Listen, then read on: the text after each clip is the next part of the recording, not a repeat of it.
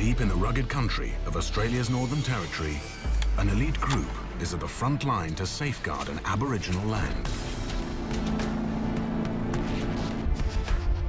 Their job is to protect this ancient wilderness called Kakadu.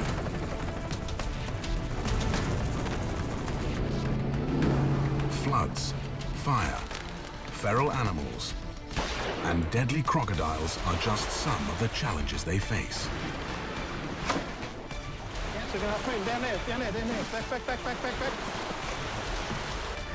With 20,000 square kilometers to cover, theirs is a massive task. It's a group living on the frontier where man meets wild and nature calls the shots. Crocodile could be lying down there anyway. It's the beginning of another wild year for these Outback Rangers.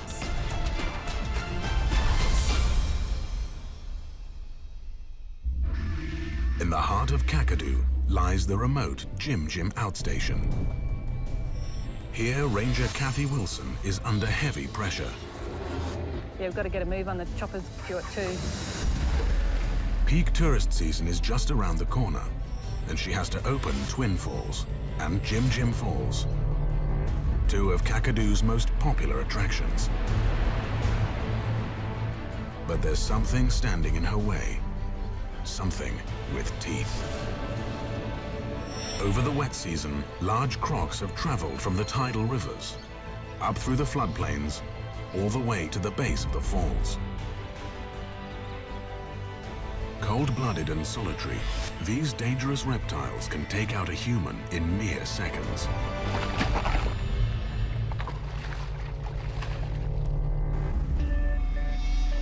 This is prime croc country. This is the start of a real deep waterhole. We've got crocodiles going up and down. It's very dangerous. It's likely that somebody will get taken. Over the next few weeks, the rangers have to remove crocs from within 10 kilometers of Jim Jim Falls. If they miss a single animal, the consequences could be tragic. Who saw the one up at Twin Falls? That was reported by a helicopter pilot. Yeah. With little time to spare, Gary Lidner, Kakadu's croc expert, has come to lend Kathy a hand. Yeah, and like a 10-footer. In these areas here, the prey for a crocodile can be exhausted really quick. So what that means is you come along, you've got a hungry croc in the water, depending on whether he's just got there and he's getting into the tucker that's in the water. If he's exhausted that, he's going to be lean, going to be hungry, and he's going to be looking at you if you get in the water.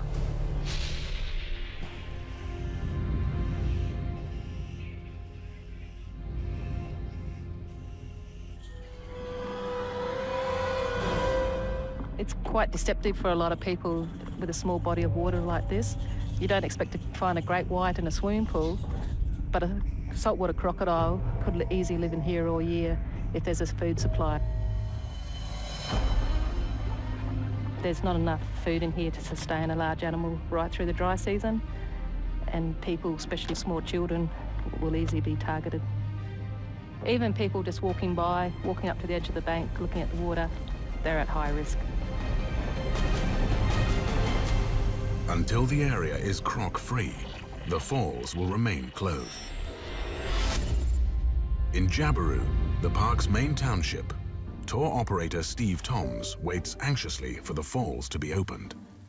People are ringing up saying, oh, when's Jim Jim and Twin Falls opening? And you go, well, yeah, it might open in early June, it might not, and this time of year, you know, the campground should be filling up, and there was a few people there. It's the whole industry around here that's just taken a hit. If you lose half your business in June, you're probably down nearly $40,000 a year. Like myself, I'm just a small operator. Until this place is open, I'm pretty much stuck here washing trucks. With so much at stake, the pressure is on the rangers to clear the tourist spots. Their first task is to set a trap along the waterway leading up to the falls. We're heading deep into rogue crocodile country.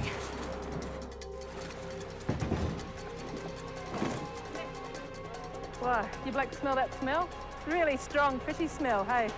It's the smell of like crocodiles.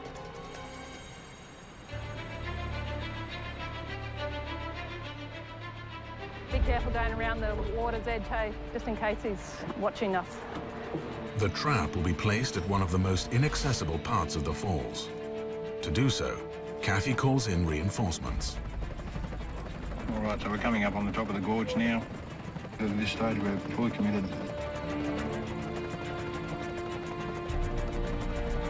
With little margin for error, a wrong move could spell disaster.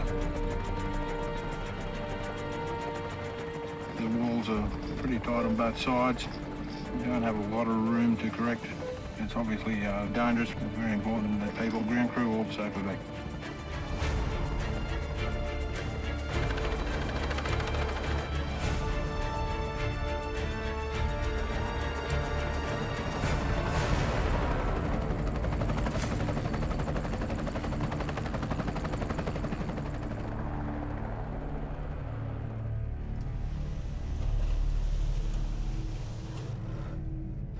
One step closer to getting the place free of crocs. Over the next few weeks, the rangers will begin night surveys to search the Jim Jim area's waterways for any sign of the deadly predators.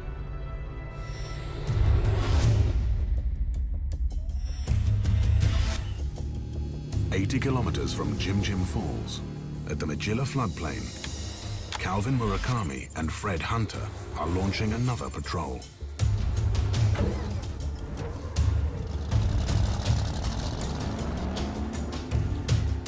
They form the park's integrated feral team, battling invasive species that threaten to destroy these wetlands.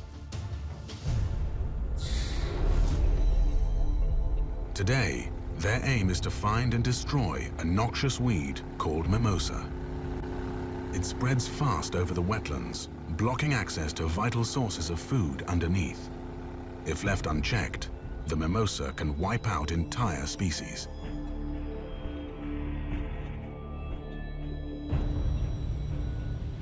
It's places like this now, just searching, looking around.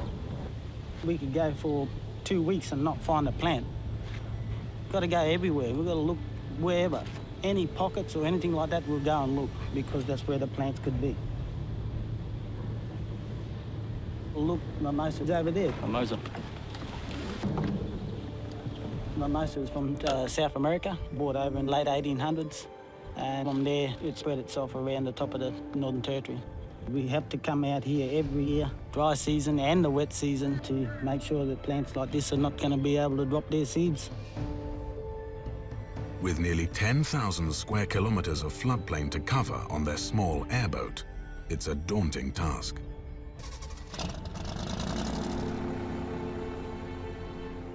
What you see out here now is natural. Red lilies, ungulate, all this stuff here, that's what the geese eat. When the water goes down, that's where the little yams are underneath there. If that was covered in mimosa, there'd be nothing here for the geese to eat. Turtles wouldn't be able to live in it, so it would be a disaster. It's a constant battle to protect Kakadu.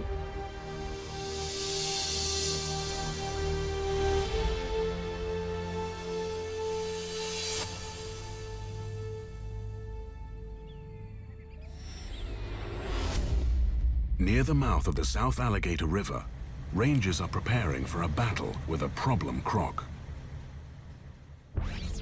We begin tonight with an exclusive report on a rogue crocodile, more than 4 metres long, becoming so aggressive that Parks Australia feared it was only a matter of time before his taste turned from boats to the human bait on board.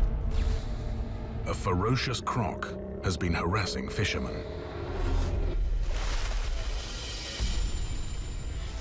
As the tide had sort of turned, the boats start to move around a bit, so you sort of start to get a bit disorientated because it's all dark. Everyone's quiet, and the crocs come up to the back of the boat, hiding in the shadow behind the motor, so you couldn't even see it. You could just hear it.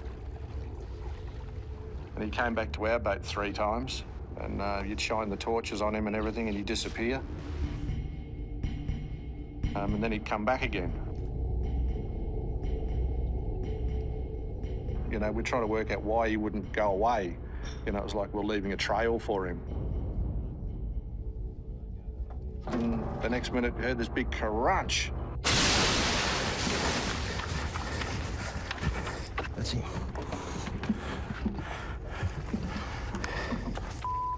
He jumped out of the water and decided to bite this. It doesn't take a lot for a big croc like that to get out of the water. There's a heck of a lot of them now. They're just everywhere, everywhere. You get them on the line all over the banks, they're in the rivers, they're chasing you here, there and everywhere. And in the old days, they didn't do that. They stayed away. With media reports compounding the pressure, Gary Lidner and his crew head out to the South Alligator River. They need to find and remove this menacing croc fast. We get reports back from people about, certain crocodiles around the place, and it's about identifying those risks and, analysing it and then putting something in place to, stop someone from getting eaten or attacked. It's kind of Jurassic Park, and you have to, afford them every respect. It's not about fearing crocs, it's about respecting them and understanding what they're capable of.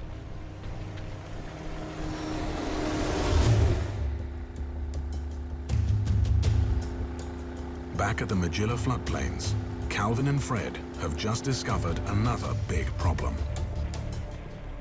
Got a big damage here, Calvin. Wild pigs. Yeah, a fair bit of it, isn't it? They've been here for a while by the looks of it. Yeah, basically the pigs have dug it up, looking for yams. As the water gets lower, the pigs are coming out and digging it all up, and you can see there's a fair bit of damage here.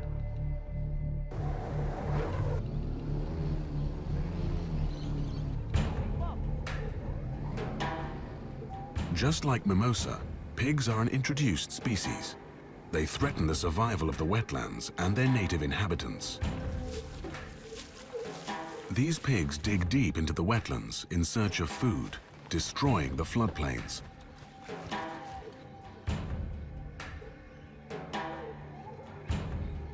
What started as a weed patrol has now turned into a mission to control feral pigs. Good mob of pigs over here. Might be about 15 or... When they start running, make sure you've got a tree to hide behind. That's all.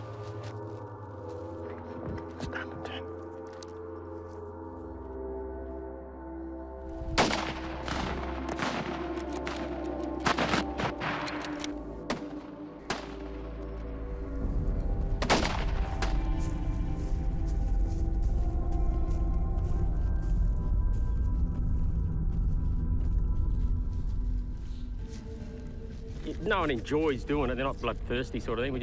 It's part of our job, yeah. It's either you control your feral animals or you let them destroy the environment, plus all the native wildlife, their habitat, their feed. So yeah, I know what I'm choosing. I'm choosing to get rid of ferals. Yeah, it's a nice fat pig and we'll take it home to eat. With the herd of pigs under control, the crew can now call it a day. But for another team, the battle is just about to begin.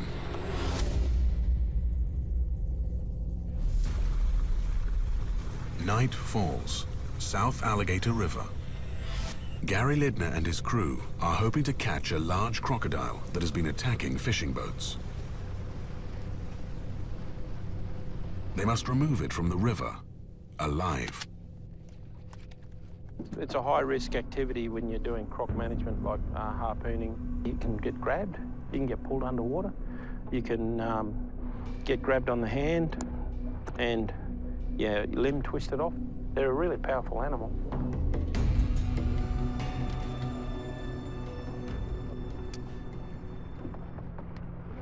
Got a nice one, bit toey, Calvin. Spotlight. Oh. Have a look at him. Yeah, no, he was just sitting under the water, eh? Not all crocs in Kakadu get this confident, but given the chance, this one could strike again. You're gonna have to get around on him so we can get a harpoon on him, look. Line is here.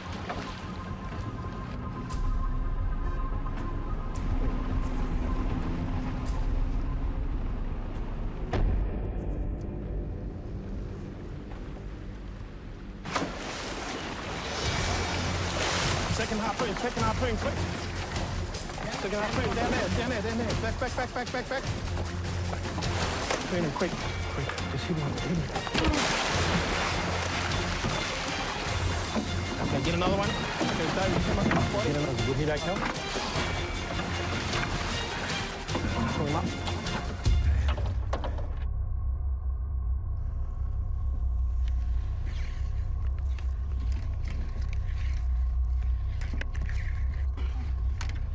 Highly likely that this is the animal that bit the boat.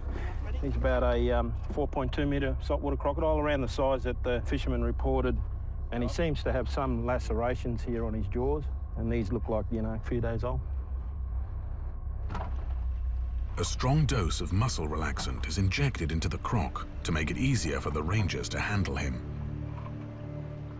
A very powerful animal. You can see the way he shook the ropes, and it took 3 harpoon lines to secure him and a couple of snout ropes. So the challenge now is to try and get him in the boat. 1, 2, 3. Hang on. Come up here. Okay, 1, 2, 3, go. Luckily for this creature, it's not the end for him. Yet. He's going to live out his remaining days on a croc farm in Queensland.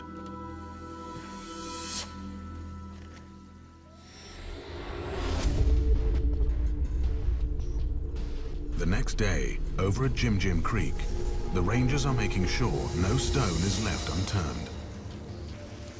Kathy Wilson and Fred Baird are installing more traps along the 10 kilometres of waterway leading up to the falls. At the end of last dry season, we pulled a croc trap from out of the water down here, and we put it up high on one of the banks. With all this dead spear grass, everything's hard to find. Always got to watch out for snakes. Fred! Found it! Got it here! Yeah, it's well camouflaged, yeah. Here come reinforcements.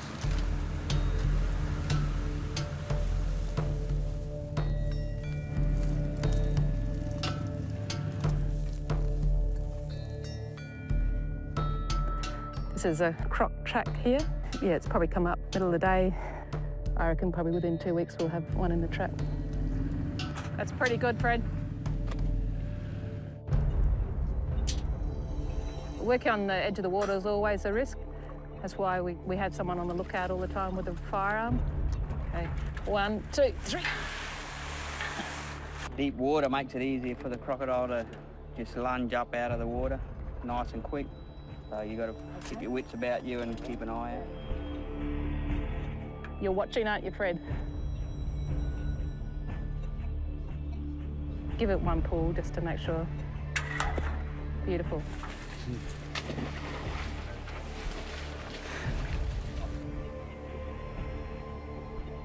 With the trap in place, there's only one thing left to do. Throw a few matches, we'll burn this area.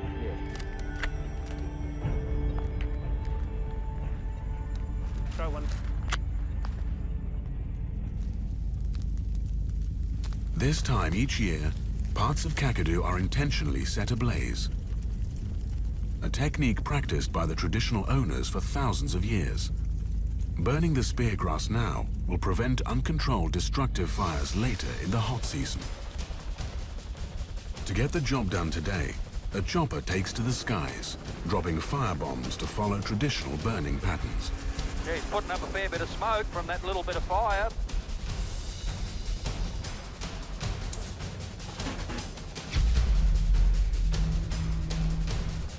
Fire strategy in Kakadu does relate back to the way the Indigenous people used to burn when there were thousands of people living here. And of course, this day and age, there aren't the same amount of people, but there's still the same amount of country. But we still try and create the same sort of patchwork of burns that occurred, you know, way back when Aboriginal people used to do it.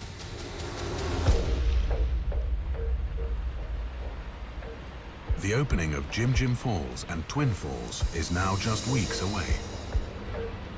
Yet an elusive croc is still keeping the area closed.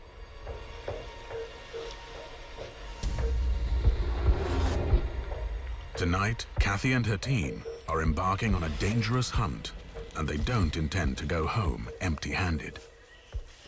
First thing is to have the gun ready to go for our safety, personal protection. We'll take the rifle with us. You definitely get nervous when you're heading out onto the creek, deep water. You just don't know where he's going to be hiding.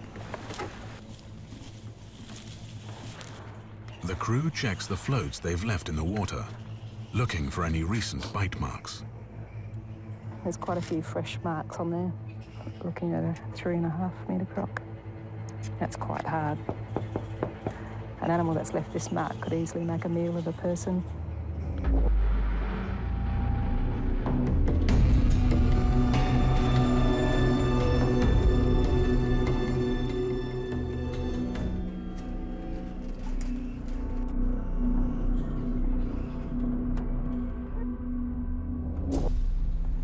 Fred, let's just have a look at that trap, eh?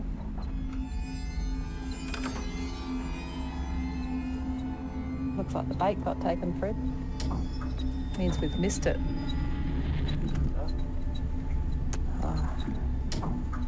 A feed of a good pig leg like that, it could be a week or more before it's ready to eat again. Yeah, it looks like it just might have got jammed, Kathy.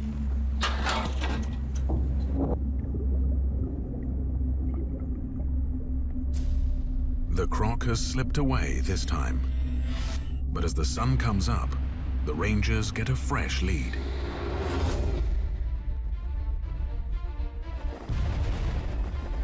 Yeah, Ollie, I can see a big crocodile down there in Jim Paul's. That might be the one that they've been trying to target. Fly around again, mate, and I'll take a GPS of it. Let Kathy know she can take it from there. With the deadly croc in their sights, the crew must now intensify their efforts. The clock is ticking fast, and the stakes have never been higher. They're terrifying when you see what they're capable of. In the next episode, Rangers race against time as they continue the tug of war with one of nature's most fearsome creatures.